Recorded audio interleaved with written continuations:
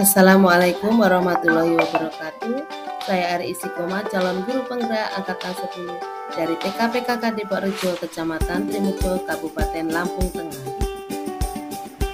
Di sini saya akan memaparkan video aksi nyata modul 1.4 tentang budaya positif. Pemahaman penyebaran budaya positif di TKPKK Depok Rejo dan guru rekan sejawat. Budaya positif adalah kebiasaan yang diterapkan untuk mewujudkan nilai-nilai kebijakan universal yang diterapkan di sekolah. Inilah video aksi nyata penyebaran pemahaman budaya positif ke rekan sejawat di TKPKK Depok Rejo, Kecamatan Trimurjo, Kabupaten Lampung Tengah.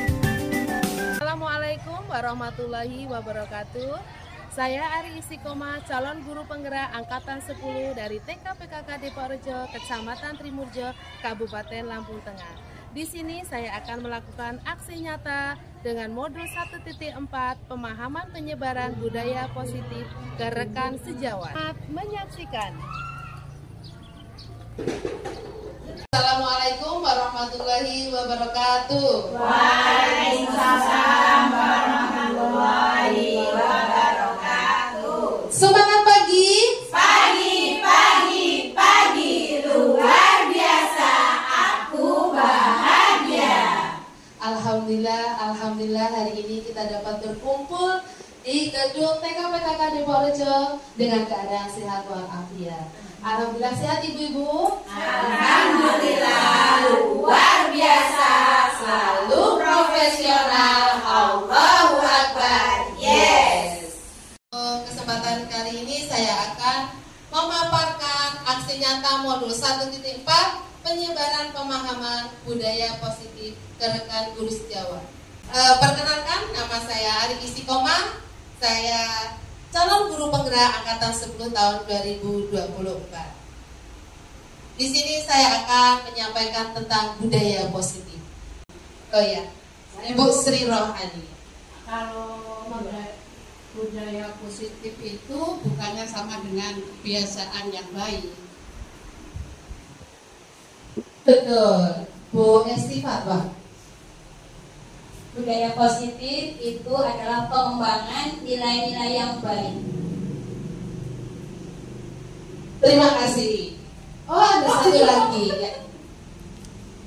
Budaya positif itu adalah menanamkan karakter di lembaga untuk anak didik. Baik, betul semuanya benar ya. Positif yaitu kebiasaan yang bisa diterapkan sehari-hari untuk mewujudkan nilai-nilai kebijakan universal yang diterapkan di sekolah. Itu budaya positif. Lanjut. Ada 6 konsep utama budaya positif. Yang pertama yaitu perubahan paradigma belajar. Yang kedua, disiplin positif. Yang ketiga, 5 kebutuhan dasar manusia, motivasi perilaku manusia, 5 posisi kontrol, keyakinan kelas, dan segitiga restitusi. Untuk yang pertama, pembelajaran dengan paradigma baru. Pembelajaran dengan paradigma baru merupakan pembelajaran yang dirancang berdasarkan prinsip pembelajaran berdiferensiasi, sehingga para peserta didik bisa belajar sesuai dengan kebutuhannya berdasarkan tahap perkembangan sesuai teori psikologi modern untuk mewujudkan profil pelajar Pancasila. Dari pembelajaran dengan paradigma baru ini, kita akan mewujudkan anak-anak menjadi yang kuat, menjadi karakter yang berprofil pelajar Pancasila. Untuk selanjutnya yaitu kebutuhan dasar manusia. Segala sesuatu yang kita lakukan untuk mendapatkan apa yang kita inginkan disebut kebutuhan dasar. Seluruh tindakan yang kita lakukan memiliki tujuan tertentu, dan semua usaha terbaik yang kita lakukan adalah dalam rangka agar kebutuhan dasar kita terpenuhi dengan baik. Jadi kita sebagai pendidik, kita harus tahu kebutuhan dasar anak-anak itu apa di hari itu, di hari kemarin, dan hari berikutnya. Karena apa? Kita sebagai pendidik harus memenuhi, harus mengerti bahwa miskin itu membutuhkan kebutuhan dasar. Kebutuhan untuk peserta didik yaitu ada 5. Yang pertama yaitu bertahan hidup, penguasaan, kesenangan, kasih sayang dan rasa diterima, dan kebebasan. Itu yang harus dimiliki, dan sebagai pendidik kita harus tahu bahwa kebutuhan peserta didik itu ada 5. Yang pertama bertahan hidup. Contohnya, siapa yang tahu contoh bertahan hidup, kebutuhan dasar bertahan hidup? Ya, Bu Ina. Terima kasih Bu Ari. Untuk kebutuhan bertahan hidup itu misalnya seperti sandang, pangan, dan papan, seperti itu tentunya itu dibutuhkan untuk jadi kebutuhan dasar manusia. Baik, terima kasih. Yang selanjutnya penguasaan, kebutuhan penguasaan. Tadi bertahan hidup seperti sandang, pangan, ya, makan, minum, pakaian, ya, itu kebutuhan hidup, kebutuhan dasar manusia. Yang selanjutnya yaitu penguasaan. Penguasaan itu bahwasanya anak itu berkuasa. Maksudnya kita memerdekakan anak dalam pembelajaran. Kita tidak memberikan patokan, tidak memberikan batas, agar anak itu merdeka dalam belajar, memberikan penguasaan kepada mereka. Itu kebutuhan untuk peserta didik. Dan yang selanjutnya kesenangan. Siapa yang bisa contoh dari kesenangan? Monggo Ibu, kesenangan. Bermain. Salah satu kebutuhan kesenangan yaitu bermain. Terima kasih. Baik, betul. Kesenangan itu diantaranya dia senang bermain, senang bercanda, senang lari sana, lari sini, terus senang. Pokoknya anak itu, peserta didik itu kebutuhan dasarnya itu ada kesenangan. Jadi dia itu tidak terbatas, tidak ada tekanan. Jadi adanya hanya senang. Itu yang ketiga. Yang keempat, kasih sayang dan rasa diterima. Kasih sayang tentunya kita sebagai pendidik di sekolahan dan kita sebagai orang tua di rumah, kita pasti anak itu membutuhkan kasih sayang dan rasa diterima. Kasih sayang, ya, disayangi. Pastikan ibu-ibu mesti menyayangi anak-anaknya, ya. Apalagi di sekolah, kita punya 2 rumah tangga, punya anak, itu ya Bu ya. Jadi rasa sayang itu kita tumbuhkan, keluarkan, berikan, dan rasa diterimanya. Anak itu mau mengeluarkan pendapat, mau bertanya. Kalau pagi-pagi itu kan anak-anak, Bu aku kemarin pergi, ini Bu ke pantai. Nah, itu kita terima. Tidak di ngomong opo toh. David ini ngomong opo toh. Itu kita biasakan, kita buat ya Bu ya. Jadi apa yang dilakukan oleh peserta didik, kita harus menyayangi dan menerima. Rasa itu kita tumbuhkan. Yang terakhir yaitu kebebasan. Monggo Bu, kebebasan. Yang bisa kebebasan. Contoh kebebasan yaitu di mana anak di dalam pembelajaran boleh memilih kegiatan pembelajaran yang disukai. Itu Bu, contoh dari kebebasan. Terima kasih, baik, jawaban yang tepat ya. Kebebasan. Anak itu nomor 1 itu kebutuhan yang paling utama memang kebebasan setelah bertahan hidup ya. Pingin bebas, tapi bebas tetap ya Bu ya. Kita tetap memberikan batasan-batasan, contoh-contoh bahwasanya kalau hari ini kita memberikan tugas, memberikan pembelajaran itu pakai batasan. Walaupun kita memberikan kepada peserta didik kebebasan untuk memilih, betul ya. Tetap kita pakai norma-norma yang berlaku sesuai dengan undang-undang yang ada. Dari hukuman, konsekuensi, dan restitusi itu, kalau hukuman sesuatu yang menyakitkan harus terjadi, tidak nyaman untuk jangka panjang, korban mendapatkan keadilan, murid akan tetapi tersakiti. Itu kalau hukuman. Kalau konsekuensi, sesuatu yang harus terjadi, tidak nyaman untuk jangka pendek, korban bisa diabaikan, murid atau anak dibuat tidak nyaman. Restitusi merupakan pilihan menguatkan untuk murid dalam jangka waktu panjang atau korban mendapatkan ganti, murid akan mendapatkan penguatan. Jadi hukuman konsekuensi restitusi itu adalah konsep dari disiplin yang harus kita terapkan. Akan tetapi hukuman yang sering kita lakukan itu dan rasa bersalah itu yang sering kita lakukan di sekolah. Jadi kita ayo perlahan-lahan untuk menghindari hukuman dan rasa bersalah. Restitusi adalah sebuah cara atau proses menciptakan kondisi bagi peserta didik untuk memperbaiki kesalahan mereka sehingga mereka bisa kembali pada kelompok mereka dengan karakter yang lebih kuat.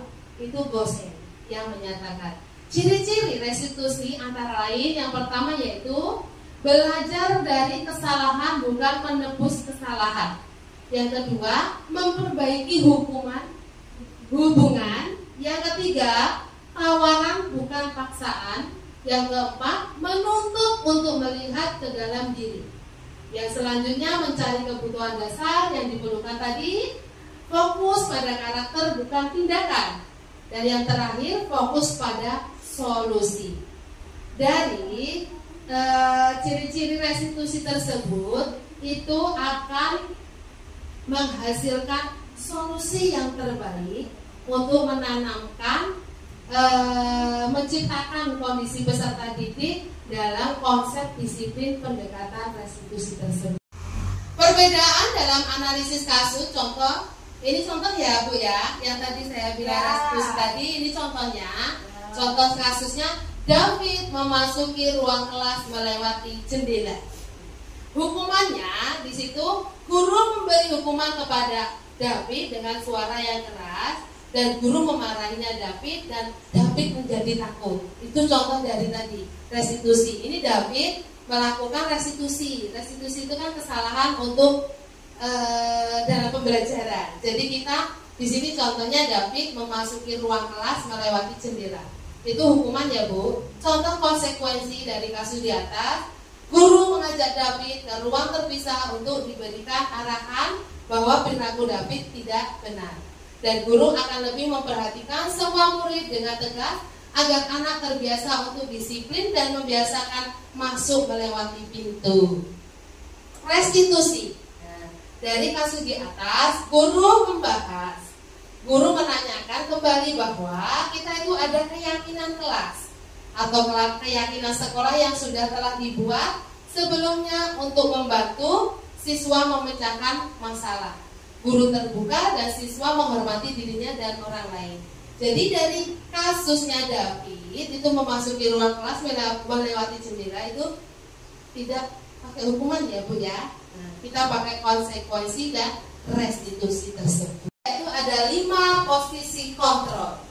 Dian Gosen menyatakan bahwa mengemukakan dalam bukunya bahwa guru perlu meninjau kembali penerapan disiplin di dalam ruang kelas mereka selama ini. Apakah telah efektif? Apakah berpusat, memerdekakan dan memandirikan murid? Bagaimana dan mengapa? Melalui serangkaian riset dan berdasarkan pada teori kontrol, Dr. William berkesimpulan bahwa ada 5 posisi kontrol yang harus diterapkan seorang guru, orang tua ataupun atasan dalam melakukan posisi kontrol tersebut. Kelima, posisi kontrol tersebut adalah yang pertama tadi apa Bu? Hukuman. Penghukum. Yang kedua, membuat rasa bersalah. Yang ketiga, teman. Dan yang keempat, pemantau. Yang kelima, manajer. Itu ada 5 posisi kontrol yang harus kita ketahui sebagai pendidik. 5 posisi kontrol. Kembali ke kasus David masih memasuki ruang kelas melewati jendela ya Bu. Ya kalau hukuman contohnya itu, ayo David tidak usah ditemani. Biasanya seperti itu ya Bu kita ya Bu ya. kepada murid-murid yang lain, kayak dibully, itu hukuman yang kita lakukan. Yang kedua, membuat merasa bersalah. Ayo anak ibu guru, siapa yang mau melakukan seperti David? Biasanya seperti itu, Bu. Masuk ruang kelas, melewati jendela. Biasanya kita akan menanyakan kepada anak, David sudah melakukan seperti itu, restitusi, kesalahan atau kasus. Biasanya kita menghukum, tapi akan yang contoh dari pembuat merasa bersalah, pasti bu guru bertanya, menanyakan kepada murid yang lain seperti itu. Pasti, itu pasti. Dan yang ketiga, sebagai teman. Nah, posisi kontrol itu kita yang ketiga sebagai teman. Contohnya dari kasusnya David ini, guru mengajak David bercerita dengan ekspresi yang ceria. Contoh, David tadi masuk ruangan lewat mana ya? Nah, dengan suara yang rendah, dengan nada yang rendah, dan sebagai temannya kita tidak memarahi yang tadi hukuman ancaman itu, tidak. Kita dengan suara yang rendah. Tapi tadi masuk ruangan lewat jendela ya, Pak David menjawab, iya Bu Guru. Terus kalau lewat jendela kenapa? Pasti David jawab, Bu saya tadi bentuknya ditutup sama Bu SD, saya nggak boleh, maksudnya keluar semua gitu. Jadi sebagai teman kita posisi kontrolnya guru itu sebagai teman. Jadi apa yang dilakukan oleh David itu pasti keluar. Sebagai teman. Yang keempat yaitu pemantau. Pemantau. Contohnya David kemarin masuk ruangan lewat jendela ya. David tahu konsekuensinya. Nah, berarti kalau tahu konsekuensinya, contohnya David berarti itu perbuatan yang tidak benar. Dan untuk besok lagi David tidak mengulanginya. Harus lewat pintu. Kita tetap memberikan pesan kepada David tersebut bahwa tidak diulangi kembali dengan yang sudah dilakukan oleh David. Terus yang kelima yaitu manajer. Manajer contohnya David tahu kesalahan David. Kira-kira David bisa memperbaiki tidak kesalahannya itu dengan keyakinan kelas yang sudah dibuat. Tahu konsekuensinya seperti itu ya Bu ya. Itu manajer. Jadi dari kasus David ini contoh penerapan 5 posisi kontrol, bahwasanya penghukum, pembuat merasa bersalah sebagai teman, pemantau dan manajer, kita sekarang tahu ya Bu ya apa yang harus kita lakukan. Selanjutnya yaitu keyakinan kelas. Saya mau bertanya sama ibu-ibu semua, mengapa kita keyakinan kelas kok bukan peraturan kelas? Monggo. Ya, Bu Sri Handayani. Karena kalau keyakinan kelas kan kita buat kepada sama murid, tapi kalau peraturan kelas kan dibuat oleh gurunya. Seperti itu. Baik, betul, pinter ya, hebat. Kalau keyakinan kelas dibuat bersama-sama. Kalau peraturan kelas bisa dibuat mandiri seperti itu. Terus kenapa? Kok keyakinan kelas? Ada dari tadi saya bilang ya Bu ya. Karena apa? Kalau kita sudah yakin. Contoh ya, nanti ada contohnya. Kalau kita sudah yakin, kita menerapkan budaya positif yang sudah dibuat nanti keyakinan kelas akan mengalir. Kita akan menerapkan kebiasaan-kebiasaan budaya positif itu yang dibuat kita bisa terapkan sehari-hari. Keyakinan kelas yang dulu, yuk kita baca bareng-bareng yang dulu Bu, yang dulu ini yuk 1, 2, 3. Tidaklah sekolah, tidak merokok, tidak buang sampah sembarangan, berdoa sebelum dan sesudah kegiatan. Iya, itu yang dulu, gak apa-apa. Sebenarnya ini semua positif. Setelah saya pemahaman budaya positif, setelah saya sebarkan ini di hari ini, insya Allah ibu-ibu semua bisa menerapkan ya Bu ya. Kita dengan contoh keyakinan kelas yang lebih positif lagi. Di sini ada tidak telat ke sekolah. Kita ganti. Biasanya kita kan sudah buat nih keyakinan kelas yang sudah tidak apa-apa, tidak masalah. Jadi kita menghindari kata tidak dan jangan. kita ganti dengan tidak telah ke sekolah, kita ganti bisa dengan datang dan pulang tepat pada waktunya. Itu lebih efektif, lebih santai, lebih positif ya Bu ya. Yang kedua, dilarang merokok. Nah, nanti keyakinan kelas itu contoh, merokoklah pada tempat yang sudah tersedia, yang sudah disediakan. Itu lebih ramah kepada anak bahasanya ya Bu ya. Tidak buang sampah sembarangan. Contohnya, kalau keyakinan kelas sekarang kita rubah, buanglah sampah pada tempatnya. Itu lebih akrab, lebih alami gitu ya Bu ya. Yang selanjutnya, berdoa sebelum dan sesudah kegiatan. Sebaiknya setiap berdoa dipimpin dan bergantian. Itulah Bu contoh keyakinan kelas yang harus kita rubah. Bukan kita buang ya Bu yang dulu ya. Kita rubah, kita lebih dipositifkan lagi plus dengan bahasa-bahasa yang sudah saya contohkan. Bisa Bu menerapkan? Insya Allah. Demikianlah tadi pemaparan pemahaman penyebaran budaya positif dari awal sampai akhir sudah saya laksanakan, dan semoga ibu-ibu semua bisa menerapkan di sekolahnya masing-masing. Untuk penutup, saya akan membacakan kesimpulan dari budaya positif. Dalam penerapan program disiplin positif, hendaknya guru memilih standar kepribadian profesional dan sosial yang baik, di mana guru mampu merefleksi dirinya dalam posisi kontrol saat ini. Bagaimana perjalanan dirinya sebagai among atau manajer yang menuntun murid-muridnya menjadi insan yang mandiri, merdeka, dan bertanggung jawab. Terima kasih, semoga bermanfaat, dan saya akhiri. Wassalamualaikum warahmatullahi wabarakatuh. Demikianlah video pemaparan pemahaman penyebaran budaya positif ke rekan sejawat yang telah saya lakukan. Semoga bermanfaat. Terima kasih. Wassalamualaikum warahmatullahi wabarakatuh. Assalamualaikum warahmatullahi wabarakatuh. Saya Helia Nasari, rekan sejawat dari Bu Ari Istiqomah, calon guru penggerak angkatan. Di sini saya akan menanggapi tentang aksi nyata yang telah dilakukan oleh Bu Ari Istiqomah dalam penerapan budaya positif. Saya melihat bahwa Bu Ari Istiqomah sudah melakukan aksi nyata dan melakukan penerapan budaya positif di sekolah kami TK PKK. Aksi nyata yang telah dilakukan Bu Ari Istiqomah melalui segitiga restitusi, 5 posisi kontrol, serta keyakinan kelas. Semoga dengan kegiatan tersebut dapat membangun kemandirian dan tanggung jawab pesertanya. Terima kasih.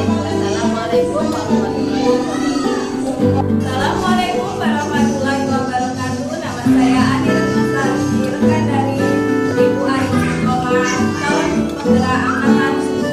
Saya akan menanggapi aksi nyata yang dilakukan oleh Bu Ari Istiqomah tentang budaya positif. Pada sesi aksi nyata yang dilakukan oleh Bu Ari Istiqomah, saya merasa sangat senang sekali dan termotivasi untuk menerapkan dan mengimplementasikan segitiga restitusi, kontrol diri, segitiga restitusi, serta keyakinan kelas. Terima kasih Bu Ari Istiqomah atas ilmunya. Assalamualaikum warahmatullahi wabarakatuh. Assalamualaikum warahmatullahi wabarakatuh. Saya Sri Handayani, sejawat dari Bu Ari Istiqomah. Saya ingin menanggapi aksi nyata yang dilakukan oleh Bu Ari Istiqomah tentang budaya positif. Budaya positif yang dilakukan oleh Bu Ari Istiqomah membuat anak semakin mandiri dan bertanggung jawab. Terima kasih. Wassalamualaikum warahmatullahi wabarakatuh. Assalamualaikum warahmatullahi wabarakatuh. Nama saya Rofi Fatwa dari Jawa Umum Kelas 1. Pemaparan yang disampaikan oleh Bu Ari Istiqomah tentang budaya positif di sekolah kami dan terlaksana. Terima kasih. Wassalamualaikum warahmatullahi wabarakatuh. Demikianlah video pemaparan aksi nyata penyebaran